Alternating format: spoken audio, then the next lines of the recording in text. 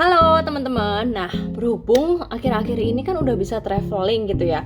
Terutama untuk kalian yang mau traveling ke tempat-tempat yang suhunya rendah atau dingin gitu ya. Penting banget untuk selalu menjaga elastisitas dan hidrasi kulit yang baik gitu ya, supaya kita nggak gampang cepet kelihatan tua. Nah makanya aku punya solusinya nih, yaitu Age Delay Series dari Scarlett Whitening gitu ya, yang akhir-akhir ini memang ampuh banget untuk traveling aku ke tempat-tempat yang dingin gitu ya. Nah, apa aja sih yang termasuk di dalam Age Delay Series? Nah, itu yang pertama ada ini nih ya, Hydro Fresh Cleanser, yang gunanya untuk membersihkan, menenangkan dan menyegarkan wajah. Kemudian yang kedua, aku pakai ini, yaitu Hyalu B9 dan Bioplavita Plus Ceramide Essence Toner untuk menghidrasi dan menyegarkan kulit. Selanjutnya aku pakai ini, yaitu Hyalu B5 Plus Reishi Mushroom dan Bivida Serum. Ini tuh gunanya untuk menyamarkan kerutan, melembabkan dan juga mencerahkan wajah kita gitu. Kemudian yang nomor 4, aku pakai ini. Nah, ini penting banget nih, karena ini adalah Deep Hydration Firming Eye Serum. Jadi memang ini gunanya khusus untuk area kerutan, daerah mata nih yang rentan. Dan juga kalau kita punya lingkaran hitam, biasanya di daerah mata itu bisa perlahan-lahan hilang menggunakan eye serum ini gitu, karena ini memang khusus untuk anti aging gitu ya. Nah, kemudian yang terakhir yang nggak kalah penting yaitu ini nih, Phytobiotics Renewing Moisturizer, karena kelembapan itu pasti penting banget, terutama kalau kita di tempat yang suhunya rendah gitu ya. Ini untuk melembabkan dan mencegah penuaan dini gitu. Tanpa berlama-lama lagi, gimana ya aku setiap hari pakai produk ini? Check it out.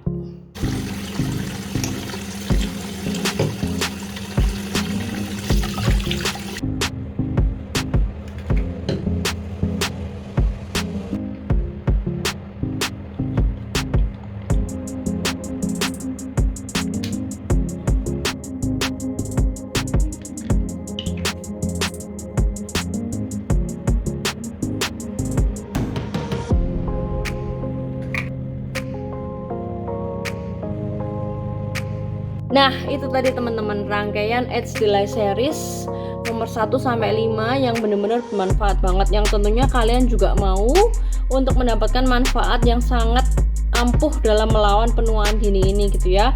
Langsung check out sekarang juga, dan jangan lupa mampir follow, like dari Instagram @scarlett_whitening, dan jangan lupa mampir dan check out langsung di Shopee-nya Scarlett Whitening Official, yang tentunya harganya murah banget dibandingkan segudang manfaatnya.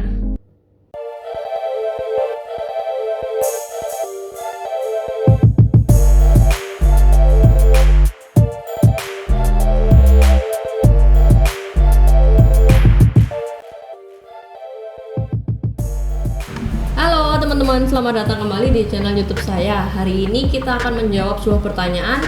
Nah, pastiin kalian udah nonton video sebelumnya gitu. Nah, sis tuh seneng gak sih kalau lihat kita happy lagi gitu ya?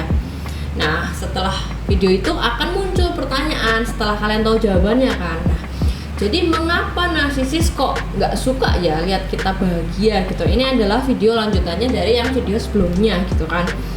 Karena akan muncul pertanyaan kalau udah ada jawaban, kenapa sih gitu kan. Nah, sebelumnya video ini dibuat untuk supaya kita mempermudah, membantu kita mengambil keputusan yang lebih baik, supaya kita bisa healing, kita bisa recovery, dan ya semoga nggak menjadi korban narsisis aja ya dari awal. Kalau bisa jangan sampai jadi korban narsisis gitu ya.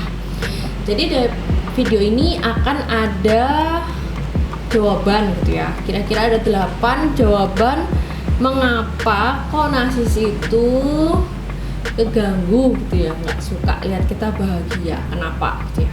Yang nomor 1 ya, back to basic ya, trademark tentang empati gitu kan.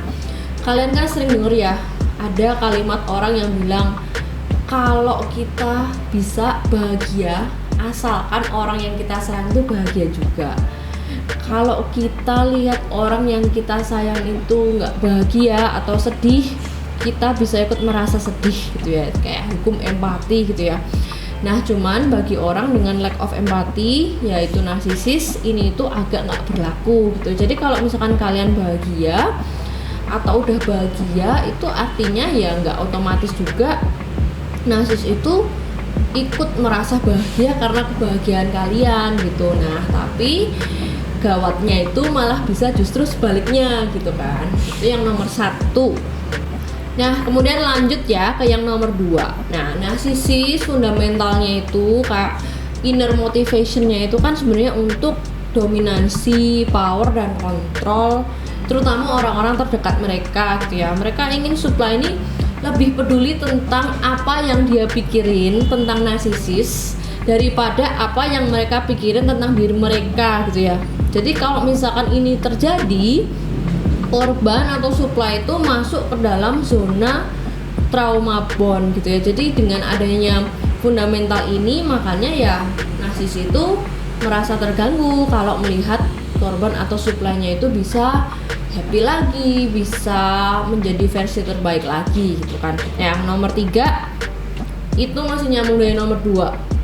Dengan kalian atau supply-nya bahagia, itu artinya di mata narsis kan kalian menantang dominansinya. Karena apa ya, orang yang bahagia itu apa ya, cheerful, ceria, bisa bebas mengekspresikan diri, bisa berkembang, bisa maju. Orang yang bahagia itu kan mentalnya sehat, cenderung lebih firm, dengan lebih settle, lebih dewasa gitu ya, bisa maju dan berkembang. Nah, ini bisa menjadi ancaman bagi narsisis gitu ya.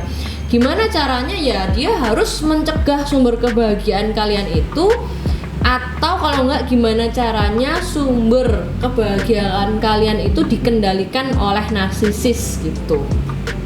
Kemudian yang nomor 4, kenapa kok narsis itu nggak suka lihat supply atau korbannya bahagia? Ya karena simpel aja mereka juga sulit merasakan kebahagiaan sejati gitu ya. Nah, jadi kalau misalkan kita berkaca apa yang di benaknya narsis itu kepada korban tuh kayak, how dare you, berani-beraninya lo ya bisa bahagia, lebih happy lagi dari gue gitu. Sedangkan gue masih terjebak nih dengan pemikiran-pemikiran egonya itu gitu kan. Kok kamu berani-beraninya sih bisa bahagia?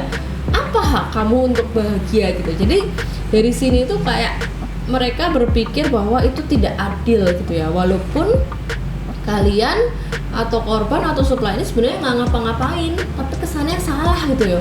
Kalau kalian lebih bahagia itu jadi salah gitu. Soalnya kan how dare you, kok lu berani-beraninya sih bisa bahagia gitu loh. Kemudian yang nomor 5, narsis itu tendensinya nggak suka lihat bahagia karena pola pikir yang hitam putih, black and white thinking, menang kalah, atasan bawahan, all good all bad. Nah, padahal dalam setiap kejadian dalam hidup kita itu bisa bersyukur bahkan dari hal positif sekecil apapun. Walaupun di tengah-tengah semua kehidupan kita itu ya enggak 100% perfect juga kan, enggak semuanya 100% sempurna, tapi kita bisa menemukan kebahagiaan sederhana dari hal-hal kecil yang sifatnya positif dalam kehidupan kita gitu ya. Orang yang bisa bersyukur adalah orang yang mempunyai kebahagiaan. Konsep ini agak sulit diterima bagi seorang narsisis yang memiliki black and white thinking. Nah, itu yang nomor 5.